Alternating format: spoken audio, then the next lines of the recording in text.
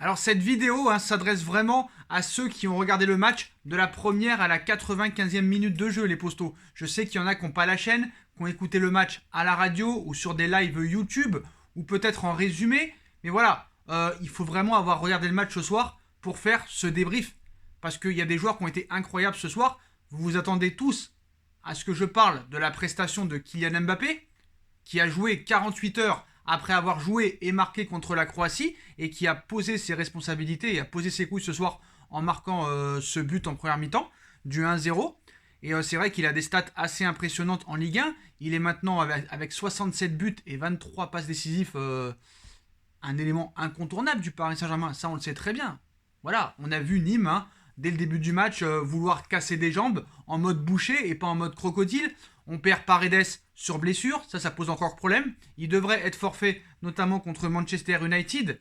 Mais voilà, nouveau record pour Mbappé ce soir. Voilà, premier joueur à inscrire 83 buts à l'âge de 22 ans. Même si on a vu que pendant le match, au fil des minutes, la fatigue a pu se ressentir. Mais il est exceptionnel. Il te met un doublé ce soir. Il est remarquable. C'est une machine. D'accord. Mbappé, en Ligue 1, il ne nous surprend pas. Nîmes s'est retrouvé à 10. C'est vrai que c'est très dur d'enchaîner les matchs comme ça, mais voilà, à la mi-temps, il a parlé, c'est une machine, il veut toujours jouer, il veut prendre du plaisir, et on voit qu'il progresse. Après, il y en a qui me disent, il est vraiment meilleur sans Neymar. Ça reste à vérifier, bien sûr, mais c'est vrai que quand Neymar n'est pas là, souvent, il pose ses responsabilités en Ligue 1, mais pas en Ligue des Champions, mais voilà. Ce soir, Kylian Mbappé, vraiment, a montré que c'est un joueur sur qui on peut compter, et on espère qu'il sera comme ça toute la saison, et notamment contre les grosses équipes en Ligue des Champions. Mais voilà, je ne vais pas faire tout le débrief sur Kylian Mbappé. Il y a un joueur ce soir qui a été remarquable, extraordinaire, prestation masterclass XXL, et en plus buteur, c'est Alexandro Florenzi. Incroyable. Le mec, il a joué partout, il a joué arrière droit, il a joué ailier droit, il a joué attaquant, il a joué milieu de terrain, il a joué dans l'axe. Il a une qualité de centre assez exceptionnelle. Il court comme un feu follet, il ne s'arrête pas. Donc il y en a beaucoup qui vont me dire ouais mais Thomas Meunier c'était pareil la première année, il mettait que des beaux buts et après c'est parti dans le trou. Mais c'est pas parce que Florenzi fait un très bon début de saison avec le Paris Saint-Germain qu'il va marcher sur les traces de Meunier. Là depuis Maxwell, on n'a pas eu un meilleur latéral droit, j'ai envie de te dire. Exceptionnel franchement. Enfin c'est un peu genre Maxwell on va dire. À gauche pardon, parce que Maxwell était de gaucher, pardon excusez-moi. Mais voilà, peut-être depuis Serge Aurier, on n'a pas eu un très très bon latéral droit comme ça. Cette qualité de centre est incroyable. Le mec, il te fait des frappes de loin, ça va sur le poteau. Il te trouve des 1-2. Il veut vraiment que ça joue vite. Et ce soir, Paris, vraiment, a très très bien joué. Et on va me dire, ouais, mais c'était que Nîmes, ils ont joué à 10. Mais même des fois, quand Paris s'est retrouvé en supériorité numérique, ça jouait pas aussi bien. Et depuis 3 matchs, ça joue vraiment bien. Et c'est une belle victoire ce soir du Paris Saint-Germain, où j'ai trouvé très bon en première mi-temps. Donc il y a eu des choses bien et des choses moins bien. Donc ce qui est aussi intéressant, c'est que Navas, même quand il a rien à faire, le gars est utile parce que sur le premier but de Mbappé, l'action vient de lui avec ce long dégagement de la main qui arrive sur Rafinha, et Rafinha qui a fait aussi une très belle prestation et un très bon match pour ses débuts avec le Paris Saint-Germain. En plus, il a été très mal accueilli par la Ligue 1 parce qu'il a pris un coup à un moment de Loïc Landre. Loïc Landre, ancien parisien formé au club, qui lui a vraiment fracassé les crampons sur le ventre et il a eu une trace comme ça, donc c'est là qu'il a eu le carton rouge.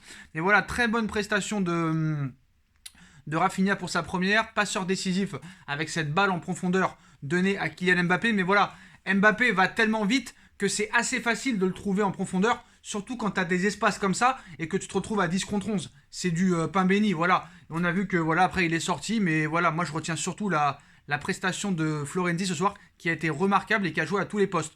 Je voulais parler aussi de Moïse Kean. Bon, il vient d'arriver, ça fait 2 jours qu'il est là, il a joué avec la sélection. Il a eu une occasion de marquer, une occasion inratable où il fait le mauvais choix. Pour moi, il aurait dû faire un piqué. C'était le choix qu'il fallait faire. Malheureusement, il a préféré tirer à ras de terre, limite sur le gardien. Donc, c'est une occasion assez inratable. Et pour l'instant, je vois pas trop de différence avec Mauro Icardi. Je pensais que c'était un joueur qui décrochait assez. Bon, c'est un monstre physique. Il est très solide. On voit que le gars, franchement, c'est un mastodonte.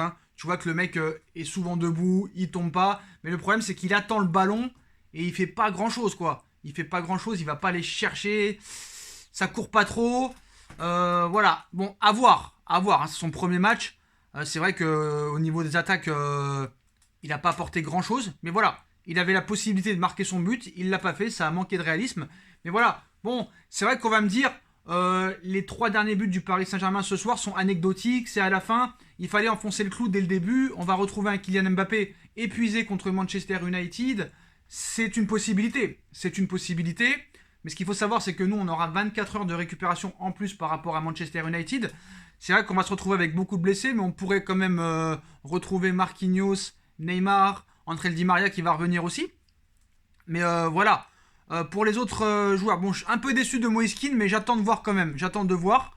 Pablo Sarabia, qui a eu du mal à rentrer dans le match, qui a fait une première mi-temps assez médiocre, s'est bien rattrapé en deuxième mi-temps en donnant beaucoup de solutions, beaucoup de caviar, beaucoup de centres réussis. Et il marque ce 4e but. Il retrouve un petit peu l'efficacité devant le but. Et voilà, il marque ce soir le 4e but, Pablo Sarabia. J'ai bien aimé sa deuxième mi-temps. Idrissa Gueye aussi, qui est beaucoup mieux, qui a aussi eu du mal à rentrer dans le match. On a vu qu'il perd un ballon à un moment et qu'il est obligé de faire faute et il prend un carton jaune. Mais la deuxième mi-temps a été beaucoup mieux de la part d'Idrissa Gueye, qui est en train de revenir petit à petit à un niveau assez acceptable. Mais j'attends de voir quand même au haut niveau, parce qu'en Ligue 1, tu es tellement au-dessus que tu vas être champion avec 15 points d'avance, malgré que tu aies perdu tes 2 premiers matchs. Diallo, Kipembe, bon bah... franchement, Kipembe, c'est le patron. Voilà, c'est le patron. Il est titulaire indiscutable maintenant au Paris Saint-Germain et en équipe de France. Pour moi, c'est lui qui aurait mérité le brassard de capitaine à la place de Marquinhos. Mais voilà, c'est pas moi qui fais les choix. Kipembe, très solide. Abdou Diallo, très solide. Même si Nîmes n'a rien proposé.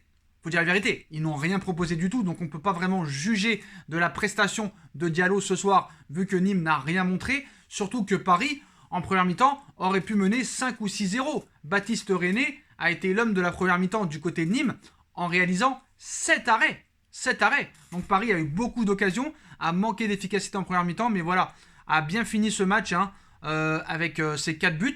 La prestation de Bakker aussi a été pas mal, donc il y a toujours pas mal de déchets, mais il a une qualité de centre qui s'améliore de jour en jour. Il propose beaucoup de solutions offensivement. Il est de plus en plus solide. À chaque fois qu'il joue, tu prends très peu de buts, voire jamais. Je crois que sur les 11 ou 12 matchs qu'a fait Bakker avec le Paris Saint-Germain, il a fait 11 clean sheets. Donc il est vraiment pas mal. Bakker, je me demande si il est en train de vraiment se faire une place au Paris Saint-Germain. Mais voilà, le gars vraiment n'a pas peur de jouer. Il prend de plus en plus de la confiance. Et ça, c'est très très bien. En l'absence de Juan Bernat et de Kurzawa. Mais voilà, je trouve que voilà, il progresse petit à petit. Paredes, malheureusement, est sorti sur blessure au bout de 5 minutes et devrait être absent contre Manchester United. Mais voilà, j'ai bien aimé le Paris Saint-Germain. Depuis 3 matchs maintenant et depuis ce match contre Marseille, au niveau du jeu, c'est pas mal. Au niveau de l'état d'esprit, c'est pas mal. J'ai l'impression que les arrivées de Florenzi et Rafinha vont apporter quelque chose au niveau de la course, parce qu'on a vu que ce soir, ça a vraiment beaucoup couru du côté du Paris Saint-Germain. On a eu la possession de balle. Donc c'est vrai que ce match s'est rendu un petit peu facile par rapport à Nîmes qui s'est retrouvé très très vite à 10, mais voilà, on a eu du mal à marquer ce deuxième but. Il a fallu attendre la 78e minute de jeu. Donc pour moi, l'homme du match, je vais vous dire la vérité, pour moi l'homme du match c'est Florenzi. Il a été exceptionnellement incroyable. Voilà, pour moi, numéro 1 Florenzi, numéro 2 Kylian Mbappé. En numéro 3, j'ai envie de mettre... qui je pourrais mettre en numéro 3 ouais, Rafinha pour son match, j'ai pas mal aimé, ainsi que Kipembe, mais voilà. Pour moi, l'homme du match, c'était Florenzi. Il a tout fait, le gars. Il a tout fait. Il a été exceptionnel. Il aurait pu jouer n'importe quel poste ce soir, qu'il aurait été bon. Donc voilà.